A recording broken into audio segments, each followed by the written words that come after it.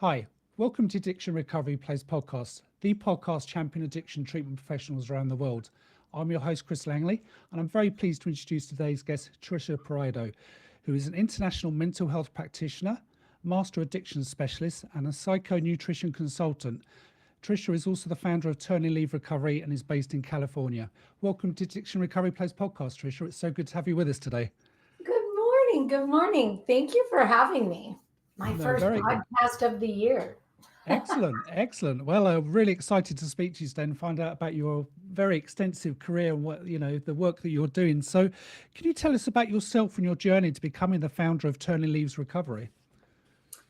Well, it was an interesting one, and it really started in my own journey, and that's a really long one. So I'll skip to the end of the journey that led to this. But I was, in my own recovery space where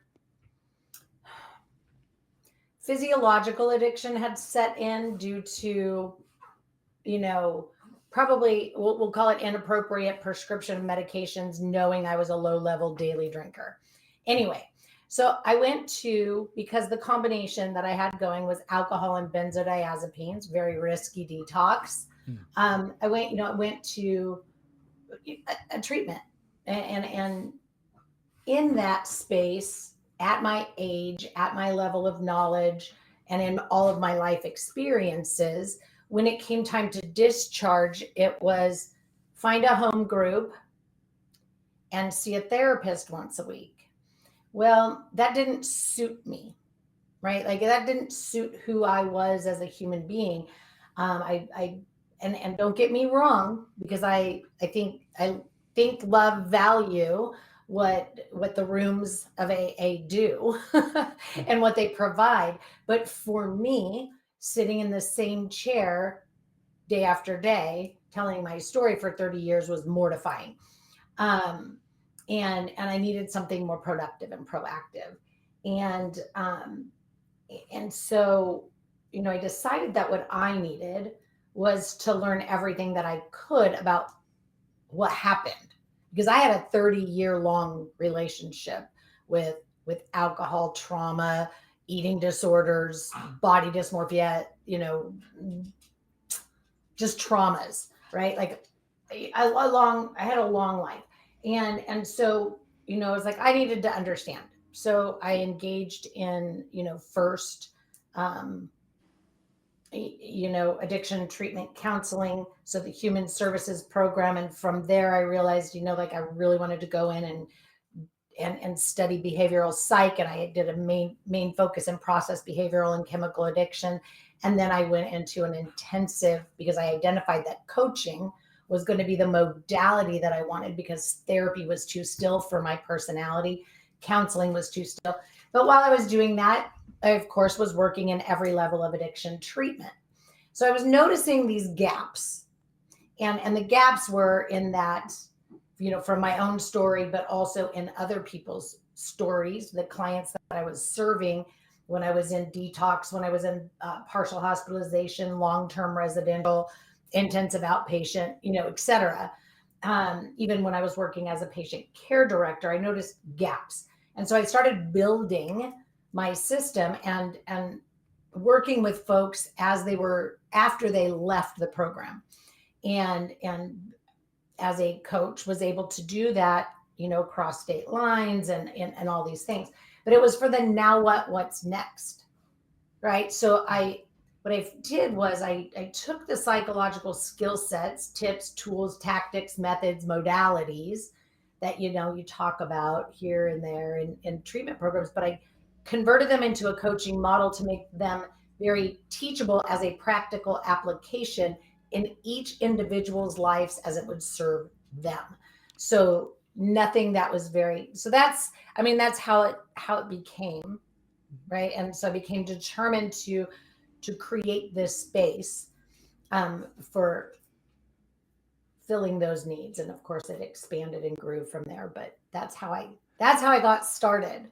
Wow. So when did this journey begin for you starting, Turning Leaves Recovery? How long ago did this start? 12 years ago. Goodness me. Oh, Yeah. Yeah. wow. 12 years ago. Oh, congratulations. That's amazing. Thank you. It really is. Can you tell us a bit more about Turning Leaves Recovery and who you work with, Tricia? Sure. Sure. So, like I said, over the years, it's, we've stayed very consistent with that foundational space as as a as a program, right? Yeah. Like we have that core foundational. So there's always folks coming in and out that are in early recovery that are looking for these steps. But what I found along the way was family members, the codependents, and I'm not one to use you know generalized terminology, but for the sake of being in this space, I will use terms that people use. So those codependents, the family members would come to me and say, look, I don't have an addiction, but I wonder if you could help me. Everything that you're teaching or that you're talking about is resonating in my life. So right, lo and behold, I dug in and I started working with some folks and made some tweaks and adjustments there. And then and then expanded into disordered eating, um and recovery fitness, recovery Mm. nutrition, and all of the things that really encompass. Today, I'd say, while all of those folks are being served, I also serve, and my primary clientele are those high functioning. Um, and I won't say that they're all, business entrepreneurs or solopreneurs or anything like that, because they're not. A lot of them are stay at home parents or whatever, right? But high functioning individuals who still find a lot of turmoil, right? A lot of irritation, agitation, frustration in their life, but also a lot of overwhelm or fear, so the anxiety, etc. So what we do is we do kind of that coping audit, and we look at how are they really experiencing living, because the true crux of the work that I do, is truly seated in my blown up expanded version of what the locus of control theory really represents in our day-to-day life as beings who are existing in a very highly reactive, impulsive, instant gratification, um, gotta have it now. I need to be seen, heard, understood, like this kind of a world where we're doing constant comparison, constant, etc. Right? Like it's really taking a toll on folks. And so this is where I'm spending, and this is where I'm noticing the majority of my clientele is coming in for and from and to do. And so that's where we're sitting. And so a lot of those habits, that habit audit, that coping audit that we do, a lot of that is um, looking at those things that people are relying on. Okay, so this could be as simple as, and I heard this a lot, especially as as the pandemic was coming to an end, Mm. but there was a lot of bouncing back and forth with kids, like, oh, they can come to school this week. Oh, oops, nope, you gotta keep them home. And so those stay-at-home parents were like, what is happening? Mm. Right. So a lot of times what I heard was, a lot of uh, annoyance, right? Life, full days just crumbling because they couldn't make it to their 6 a.m. spin class. And so we got to teach that emotional agility, that piece that says, I can't go at 6 a.m., but I can go at 6 p.m. when my spouse is home, right? So let me just tweak and make some adjustments and stay in that high vibe, that high energy, that I'm ready to embrace my day no matter what it throws at me. I can sit in it and move through it. And it's really what I teach people, because stress, whether it's new stress, eustress, distress, or just, overwhelm and anxiety, right? Like we're there's a way to sit in and move through it to where it doesn't derail you, Yeah. But it's a choice, but we have to learn. Anyway, I could talk for hours on that. Well, please do. I mean, this is fascinating stuff that you're telling us about. It really is. I mean, so how does your program work? Do people come and see you personally, or is it a lot online kind of Oh, sessions? Or this is the part I love to bring to light, because I was an international provider before the pandemic. I've been online for a really long time. I'd say for, a good 10 years, I've been an online practitioner. So even when I had brick and mortar, I saw a very small amount of people there, because I found even in the area I live in, right, like 3 towns away is a 45-minute drive to where I am. and so, for people to drive 45 minutes for an hour session, and then, that's 3 hours out of their day. And I, so I shifted, and I really only do online, because I did close my brick and mortar. I was only maybe 25% in person. Most of my clients were online. And so I just shifted to, I'll call it 99.7% online only. I do have some real locals that I will get together with. And we hang out in cafes or whatever. But so the way that my work is set up is all of my clients have direct access to me. So they have my cell phone, they have a link to my calendar, they get to book what they need depending upon which package they've purchased, right? So it's anywhere from, my clients will spend anywhere from 1 to 3 hours with me a week, depending upon what they need. Some only book a half hour, high functioning, they get it. The rest of it is pre-recorded lessons. And the reason I do that is so that they can actually digest, and so they can actually observe, so they can actually test it out and go back and really be connected with it. So there's a daily touch point. I have an advanced life skills group where we, a small number of people are invited. They're screened, obviously, for suitability to be in the same space with each other. And that's a group on Mondays, where we do very focused topics in 4-week segments. And really it's in that, I look at it as a coach, right? Like if I was my swim team coach who followed my career from 7 years old to Junior Olympics to, whatever, till I, stopped. But his job was to stand over the pool, right? And watch me swim, so that he could see any nuances that were going to slow me down, that might cause my time to lack, to get disqualified, whatever it was. That was his job. And that's my job. If I'm not immersed with my clients in their life at the level they need, because it's not about me, right? Like I'm not dependent on it, but if I'm not available to them when they need, now let me, I'm not a sponsor, so within the boundaries, right? Within the boundaries, and but during office hours. But if I'm not there to help them make tweaks and adjustments and etc., then I'm not as effective of a coach. Yeah. So that's why there's so many touch points. There's a video, there's a milestone, something they can watch.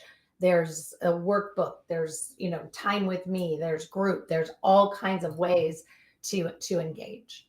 Wow. It sounds pretty extensive. And the fact you do recordings as well, and you do live work as well, that's very involved. That sounds perfect for someone that just wants the help from you. Removing people from regular life, right? If it worked by itself, standalone, because again, there's a purpose for detox, there's a purpose for residential treatment, there's a purpose for IOP, there's a purpose for partial hospitalization. They all have their purpose. But if that worked for everybody, it worked, that's enough for some, right? Like it's enough for some to go to treatment for 30 days. 30 days wasn't undoing 30 years of conditioned way of being for me, right? So what we have to think about is that space of what do people actually need? I have clients that'll come in, we'll get started, and I'll say, hey, wait, right? Like you're bouncing in and out too much, right? Like perhaps we need to go get a little stabilization first, right? Like you need 30 days of abstinence to be ready, and we'll dive in. Or I'll say, your relationship with food is still a really big issue. I think, perhaps, right? Like we need I've sent people to treatment for refeeding because they're just not, right? They're not gaining. They're not. So, it's about that. And, so as a credentialed case manager, right? Like it's my job to make sure to build them a collaborative team. Yeah. If necessary. And so we have to, right? Like we have to say, like, like I said, I have some clients, I might see them every other week. Some clients I see 3 times a week. Yeah. Some text me, some never do, but it's there, right? For us to say, what do you need? And is this the right space for you? Yeah, most definitely. I'd just like to ask something as well, because you have a colleague, Kirsten Fielder. How long have you been working together, and what's her role? Well, Kristen this year stepped into the role of lead coach, administrative liaison, really because what I noticed, and I think this is important as a practitioner. So if you're listening and you're either a client or somebody looking for somebody, or you're a practitioner, I think it's really important as practitioners that we know not just our scope of practice, that we understand who we can serve best. And the farther I get away from,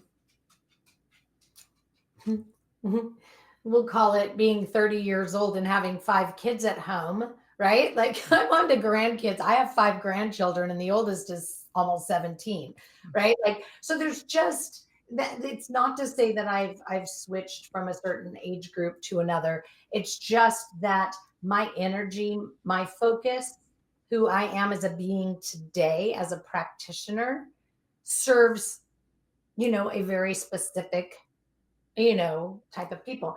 And so I like to have that ability to say, like, wow, you know what? You and Kristen are really going to resonate. So I've really brought her in as that lead coach to be in that space of she knows what I know. She has, similar credentials, and her level is in that space, so that when we identify, who's a fit for one or the other. And so it just really, it keeps me from having to say, wow, right? Like, I don't think our personalities are going to mesh well. Yep. Right. Yep. Her, and then her other, her other space. And another reason I wanted to bring her in that space is, or into this position, is her connection with recovery in some areas and elements that I'm not a master in, right? Chakra work, right? Oils and different things, right? Like that I haven't studied. And how cool is that? Because I haven't studied it, but I have a master that has. And so we have that ability to teach people even more. Yeah. So it certainly extends your services as well as what's available for your clients. Yeah, definitely. Yeah. So it's only been a year that you've been working with Kristen, yeah? Well, no, because Kristen came to me early on for mentoring as a private practitioner. So, and I know that, we had talked about potentially talking about my academy that I call the Ultimate EQ Academy, that has 4 tiers. But, so she came to me before it was called that. I've been doing this. I've been teaching, training, and mentoring coaches for probably 6 years, as a credentialing instructor. And actually maybe even longer than 6 years, 6 to 8. I don't know. I'd have to go back and look at the calendar. Time, the older you get, time flies faster. Oh yeah. But anyway, so she came to me for mentoring from transitioning out of standardized treatment into private practice. And so we've worked together, really building that confidence. But more importantly, and the reason that I'm very passionate about the Academy is outside of getting your credentials and understanding your scope of practice, there's something that all practitioners need to have, and that is advanced emotional intelligence. And I don't mean so that you can be more empathetic, although of course that's important. We learn these things. We wouldn't be doing it if we're not. And being active listeners, etc. It's to protect your soul, because we wouldn't be in this industry if we didn't want to help save people in their lives. But in that, right, like we have a tendency to take on people's problems and want to be the hero and want to, right, like all of these things. So we have to know how to protect ourselves and allow that empathy to still be there. So what I've come to understand and witness and eat and sleep and breathe is that core foundational work that I do with my clients actually serves, when we do it at an advanced level, serves as that protective shield. It allows you to work with people in deep trauma. It allows you to work with, and I'm going to say this, it allows you to work with addict-seeking behavior where people will turn on you in a minute and blast you on the internet for being horrible, right? Because it happens. It protects your soul from even being derailed by it. Like I've seen it all. I've also had clients die. We're in risky business. People die by suicide. People overdose. People give up. People don't make it. But we have to make it. And the only way we can do that, I mean, I literally just Saturday went to a celebration of life for, I have to say, and I don't like to say this, but literally my favorite client of all times. And, you know, she turned her life around from where I met her in bed, depressed, suicidal, to living life fully, embracing everything, living for herself first, repairing relationships, et cetera, in just a 9-month period of time. But by month 12, she died suddenly from a brain aneurysm. Right. And so, but she had that last year of beautiful life experiences. So you have to protect your soul. Mm-hmm. Yeah. There was nothing harder than going to that celebration of life and having yourself be the hardest person for people to meet because of the level of gratitude for giving them that last bit of time with her in a good space. Mm-hmm. Took me by surprise. It was very emotional, but to be, you know, to have that ability to protect myself was, and so that's what the Academy is for. Right. And so, of course, we've added things to help you know who and how you want to be experienced as a practitioner, and things like that. But it's really to teach you how to protect your soul. Yeah.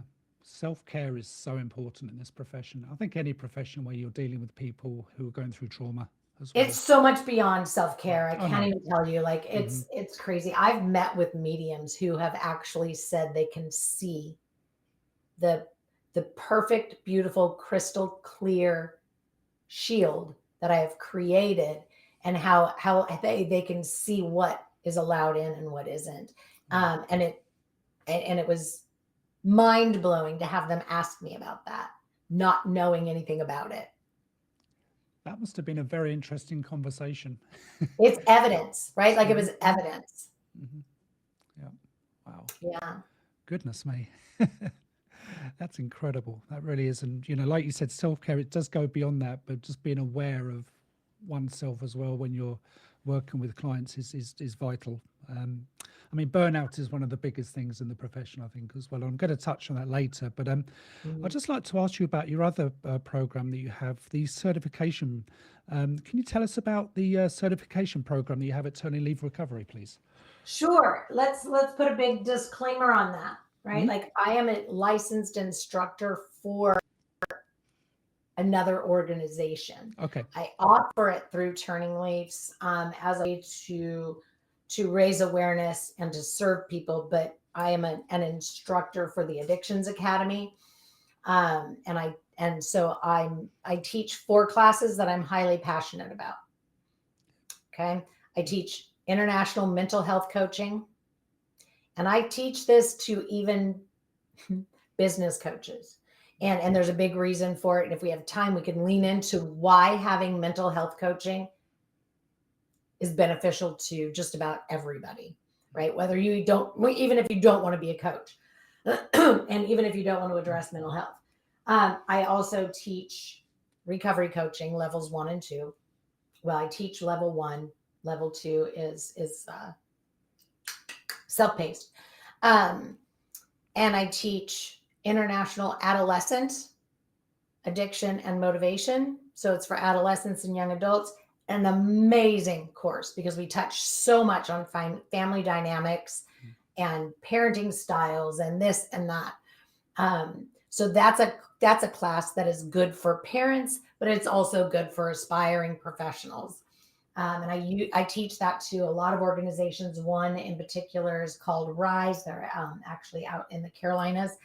But amazing class. And then I teach family recovery for those folks that, kind of want to lean into, couples work and things like that. So those are the 4 that I teach. I do have a direct beeline to we'll call them specials or, anything like that might be going on, discounts, etc. But, there's a whole list. There's a spiritual coaching, there's trauma, there's even for for autism, if you want to coach people that have autism. So there's a lot of things available at the Academy. We're actually adding, and I shouldn't say we, I'm just an instructor there, but, we're adding even CEU units for, say, practitioners who need continuing education. So therapists and counselors can actually come in and get continuing education units. So it's a wonderful organization. And it's accredited, which is important. And I'm big on that. Everywhere that I've gotten any education, and 5.5 years of study, 15 credentials, they're all accredited. They're all from accredited organizations. I've been the acting president and sit on the board for the California Association of Alcohol and Drug Educators. It is important. Education is important. Don't wing it with people's lives. If you haven't studied it and been trained, don't do it. Yep. Sorry, there's my soapbox. 100% agree with you. Everything you just said there, Tricia, it really is. You mentioned something earlier because you being a coach yourself, you also work with coaches. So what are some of the possible challenges that you come across working with fellow coaches? Well, in today's age, my biggest nemesis with coaches is social media. Yep. Because everybody thinks as long as I'm posting and I'm doing this and I'm doing that, like I'm going to make it. And it's like, well, no, you have to have conversation. You need to go shake hands. You need to create relationships. People need to hear you. They need to know you. And that's not a 15-second TikTok video, although perhaps that is for certain age groups. I know my daughter says I get all my she'll say to me, I get all my mental health from TikTok. She's not a buyer. She's not signing up with anybody. She's just listening and learning, right? So that's my biggest nemesis, is that people think that if I have a big presence on Facebook and Instagram or TikTok, that I'm going to be some big star, and that's not the people that we serve, right? That's not the people we serve. This is real life stuff. Yeah. This is pain. This is stuff that people aren't publicly raising their hands and saying, hi, my name is, and I'm on social media. I mean, some do, right? But as a general rule, people aren't. People will say to me, you don't get much engagement. Let me help you grow that. I'm like, 12 years, I've never had big engagement. Publicly, you don't have insight into my messenger or anything else, right? So it's that. It's confidence, right? Because we may have confidence that our desire to help people is real, but do we have confidence that we can be a leader in a way that isn't just, let me show you what I did and how it worked for me because, it was so great. Like, do you have that confidence that says, I know how to add, edit, delete, change, shift, morph something to help you? So confidence, social media, and failure to launch, right? Like that fear of failure is just so huge. People are so scared to go into a local networking or, to go into the chamber and say, look, here I am. This is what I do. Can I get on a soapbox? Can I come to your group? Can I come to your next meeting and introduce myself and talk? People are afraid to do that. I know, because I was. Yeah. People are like, oh, you don't, you're great at public speaking. And I'm like, I'm not. You put me in somewhere where it's on the topics that I'm passionate about, and yeah, I will. But it's creating the speaking ability, and that translates into how well you can do one-on-one sessions also. Because if you can't speak or translate or be creative with what somebody is telling you they need, which means you're not hearing them properly. But if you don't have that ability, right, your clients are going to run the show, and you got to remember who you're dealing with, right? This is an addiction podcast, right? Like, so we're talking about people that are addicts at some level or another, right? Like, you got to be running the show, not them, even though it's for them in their lives. Can I just ask, when you started Turning Leaves Recovery, Tricia, what were some of the biggest hurdles that you experienced when you started your service? What would you say the two biggest things? Confidence, right? So my biggest thing was that confidence, right? I came out of a really long, robust study place, right? Like, and with credentials and diplomas and degrees and blah, blah, blah. And I still felt below, we'll say, the addiction treatment doctor. And the day that I realized, sure, he's got a leg up on me when it comes to addiction medicine, but he has zero idea of the concept. And the reason he brought us in is because he doesn't have any idea on the psychological perspectives and what do I do with it. So it immediately helped me become a peer.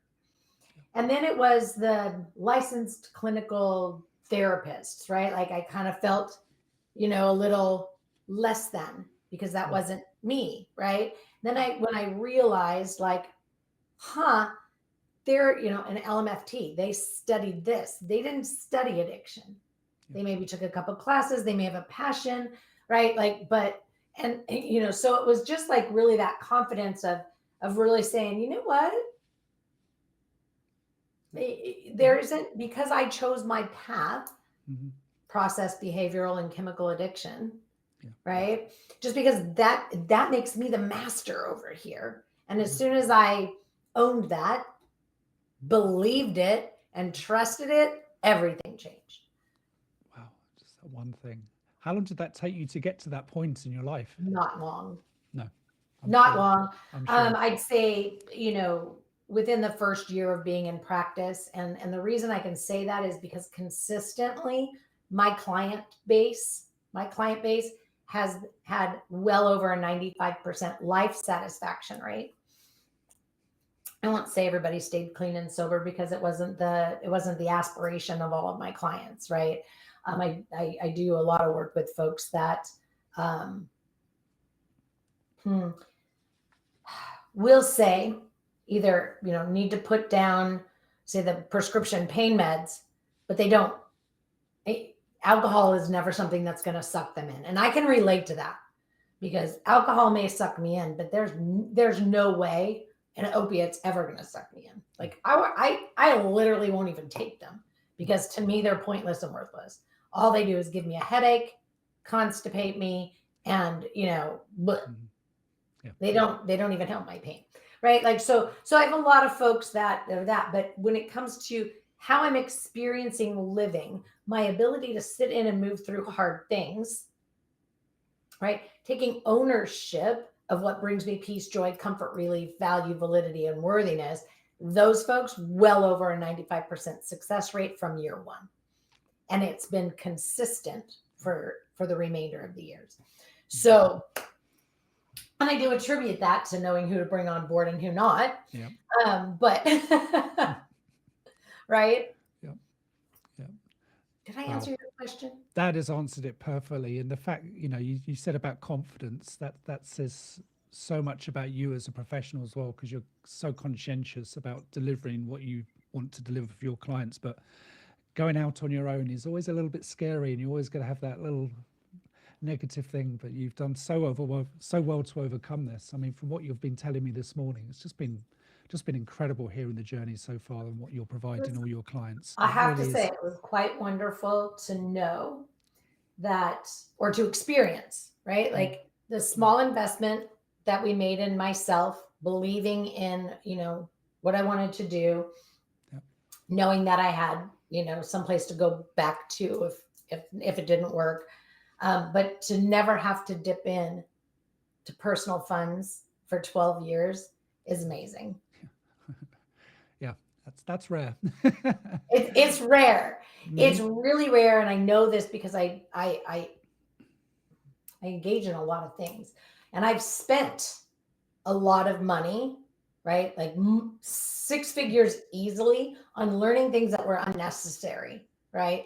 So as a private practitioner, I'd say one of the things that I teach those that I mentor is how not to get sucked in by other people's programs that aren't necessary, right? Again, let me teach you how to go viral on social media. Like, I've done a lot of these things. Like, I've invested in a lot of things that, I learned things, but none of them moved the needle, right? Like, I know where my clients come from. It's word of mouth, referral, Psychology Today, Google, right? Because even people that see me on LinkedIn, they're still going to Google me. They're still going to go, I need to know more, right? Even though on LinkedIn, like, everything is there, but I'm still need to know more before I'm going to reach out to you. So without, easy accessibility, right? But, I've had people follow me for years on Facebook, and when they finally reach out, it's through a search engine, right? Like, I needed to, like, actually go check you out and see what's going on. It's never been any of these Black Friday deal. Like, that doesn't work in our industry. No addict is sitting there, or no codependent, or nobody that's stuck in overwhelm is sitting there going, where's her Black Friday deal? Yeah. It's just, it's not what's happening, right? What are your plans for Turning Leaves Recovery this year? What are you going to do by the end of December 2025? What would you like to do? Well, that's a loaded one.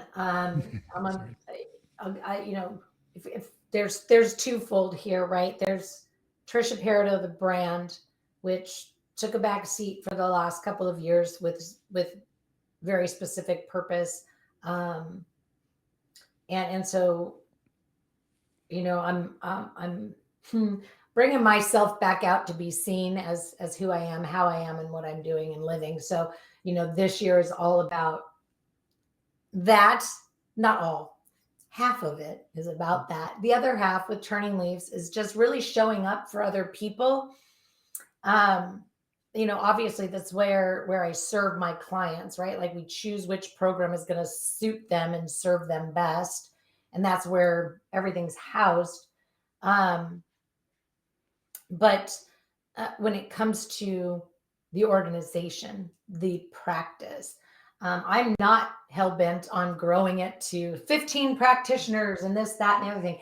If that happens, great, right? Like, I have people come in and I never know, right? Like, I don't know, right? Kristen's been in and around Turning Leaves for almost 3 years now, I think. right? But she could decide tomorrow that she's ready to move on and go do something less, or, just, I don't know, right? Like, people come and go. I'm here to train. I'm here to serve and to mentor and to teach and to train you for however long you want to be around, because I'm passionate about the professionalism of the industry. I see people, and I'm going to take it away from our industry just so that I'm not slapping anybody in the face, right? But I'm going to tell you, I was looking for resources for a coach that I was working with, and I was digging and searching for, and it was for a specific type of service, and it was for we'll call it a mental health diagnosis, whatever, right? Like a way of living. And it wasn't bipolar, but it was autism. And so I was seeking and searching for additional resources. And I had already, I had the one for the Addictions Academy. I don't believe in steering. So here it was. I had the one for the Addictions Academy. I found another one that wasn't master level, because I was looking for something below that, because all of my research pointed to, if you want to serve people in the autistic community, you need to be trained and educated, right? Which was, I didn't really need to research that, but I needed the evidence, right, to back me up. And so I only had 2 resources, and I was looking for more. So I'm on LinkedIn, and I find this person, right? Like, the page is amazing. They touting themselves as the experts. They've got all of this stuff going on, the following, the this and the that. And I get into this conversation, and they're like, well, what resources do you have? And I shared that, and Well, thanks. I actually am not trained or educated. I've had no formal training. I still, to this day, and it's been months, I still to this day have not revisited the page or even responded to that, because I am just still flabbergasted, right? Yeah. that people are out there, and they're so good at sales, and they have the money to invest in these private photo shoots and media marketing and this and that, but they're playing with people's lives, yes. Right? Like, you're winging it. Just because whatever you did for yourself worked really well for you doesn't make you the master. It doesn't make you a master even, except for a master for yourself. Anyway, so that's my plan with Turning Leaves, is, serving who comes. Yep. That's it. That's all it's ever been. So, whether it's just somebody wants credentialing, whether it's somebody wants, some training to protect their soul, right? In this heavy weighted business, or something else, right? Yeah. Thank you for that. That makes an awful lot of sense to me. It really does. You mentioned something, burnout, earlier, Tricia, and what advice would you give to a professional who is feeling this, and how can they make sure that they're taking care of themselves mentally and also physically? That's so important. I have a really unique thought process when it comes to overwhelm and burnout, in that you're really not either of those things. You're unfocused. Your dream or your aspiration, you've outgrown it. What you're trying to do isn't a good fit for you, right? Like, people are always trying to fit themselves either into somebody else's box, or, if you get too big for the pair of shoes, right? Like, if you're trying to squeeze your feet, and I bring this one up because I had to cut myself off. I had a shoe addiction for a while. Okay. And I literally bought a pair of Juicy Couture's that were a size 5, and I wear a 6.5. And my addict brain said, I'll just get them heat stretched. Well, heat stretching only goes wider. The length of the sole is the length of the sole, right? So if the shoe no longer fits, it's time to go shopping, right? Like, it's time to broaden that. So if you're sitting here and you're like, I'm just burned out, right? I'm burned out, I'm overwhelmed, whatever, right? Like, you don't have the right focus, you don't have the right dream, you're trying to get from A to Z without doing B through Y, or perhaps your B through Y, maybe you, for some reason or another, E, F, and G is missing. And that's why you can't get from here to here. I don't know yet because I don't know what you're dealing with. But even when I felt compassion fatigue, okay, so even when I was experiencing compassion fatigue, it wasn't that I couldn't be of service. It was, I need to look at why, right? Yeah. Why am I feeling a reduced level of compassion for whoever this person, right? We can't attach it to other people. He'll just bark at me until I open the door. This is real life, guys. Like, I live unfiltered. So if you cut it out, great. I get it. If you don't, cool beans too, right? Like, I think we try to put on a facade too much. But anyway, so burnout, right? Like, if you're experiencing burnout, grab a call, right? Like with me, because here's the deal. I don't charge for consultations anyway, right? Grab some time. I'm always down for a good conversation. If we need a little extra time, right? Like, maybe make note of that. But, we got to look at why is whatever you're doing not fulfilling you anymore. And usually it's because you've grown and you've neglected to allow whatever it is you're trying to do to grow with you. Right? I started with the treatment transition to life. That was the population I started to serve. After 2 years, I was like, right? Like, and I started getting those little inquiries, but I was like, right? Like, there's something missing. And I was like, oh, okay. So I took a little reflection time and I noticed, where was I getting the most fulfillment? The clients I was getting the most fulfillment with were those that I was doing recovery nutrition with. And so it was like, right? Bring it in, fold it in. Then it was, I got to add personal.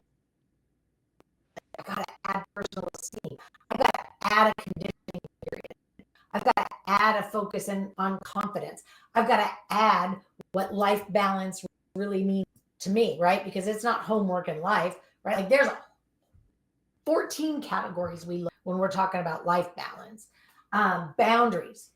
In my practice, completely different, right? Like, so, you gotta let your business grow with you. You've got to let your practice grow with you. Give it space to breathe. Burnout isn't burnout. It's suffocation. Yeah. Wow. Yeah. Sorry. That's a really interesting answer. And it's something I'm not, no, that's fascinating. That makes so much sense. People need to hear this because everyone gets to that stage in their career, I think, where you're like, oh, for goodness sake. I didn't start out, right? Like, I didn't start out as a psychonutrition consultant. I started out as an addiction recovery coach. Yep. Mm-hmm. Yep. Then I became a master addiction specialist. Right? Then I became a mental health practitioner. Mm-hmm. Then I became a trainer or an instructor. And then I became a mentor, right? Like, it's you don't have to be everything straight out the gate. Yeah. Because things are going to change and shift and morph. And let me tell you, man, in my mid-50s, like, I have done a lot of morphing over the years. I was just in a group last night, my Monday night group, my advanced insight and impact focus group. We're talking about stress, and a client is in, right? I've worked with her off and on for probably 5 years. Right? People need tune-ups. They have different situations that arise, yada, yada, right? And she was there, and I was explaining boundaries the way that I explain boundaries today. And she's like, I've never heard you say it like that. That is awesome. I love that. That hit, that resonated, boom. And so you just never know. Like, if you stay here and you don't expand, right? Mm-hmm. Yeah. I think you've just answered my next question, but I'm going to ask it anyway, Tricia, because what would your advice be to anyone who's about to enter the profession of addiction therapy? What would your number one piece of advice be? Training. Yep. Education. Yep. get yourself a guide or a mentor. It doesn't have to be me, but somebody that can help you. And maybe or you think like, how do you want to start out? Where's your starting point, right? Like, who is that person that I want to serve and why? Yeah. You got to know your why, and your why better be attached to your soul. Yeah. Right? I want people to be able to say, this part of my work lights my soul on fire. And that's where you sit. But then it's what journey, and this is a pet peeve of mine. And I get meeting the clients where they are and showing up for their one-on-one session to address their needs in the moment.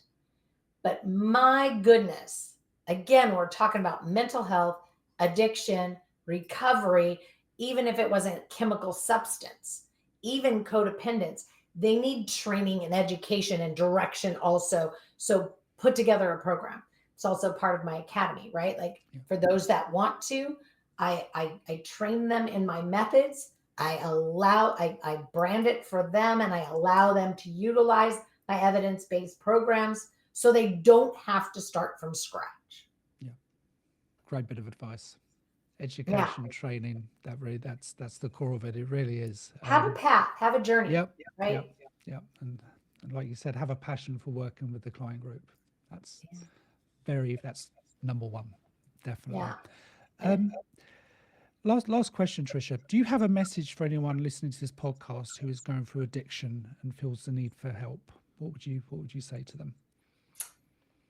I will always say, vet the practitioner, interview them. If they don't speak your language, if what they have to say, what they believe, or their methods or their modalities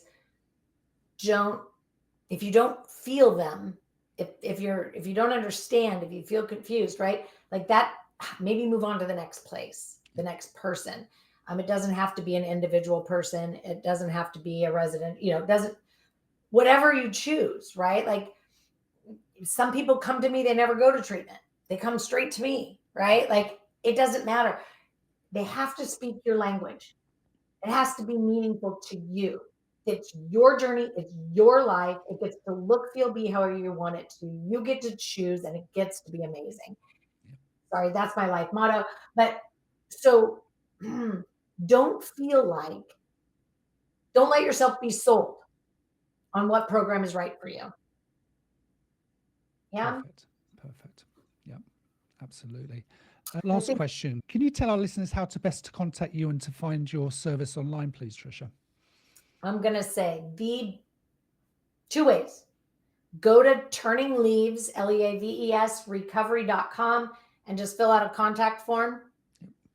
Or send me a text message. My phone number is on the page. It's the only phone number I have. Send me a text message that says, hey, can you shoot me a consultation link? I'd love to chat with you. Perfect. Yeah. Right? Fantastic. You can answer all of the private stuff when you're booking the time, right? Yep. You don't have to tell me in a text if you don't feel comfortable with that. But text or a contact me form, best way. Nice. Well, Tricia, thank you so much for your time today. I've thoroughly enjoyed this last hour talking to you and finding out about your career and the amazing work that you're doing with all of your clients and for the professionals that you work with daily. Thank you so much for your time. Really appreciate Thank you for what you're doing. This is amazing. What a great space. Oh, well, thank you so much. Take care.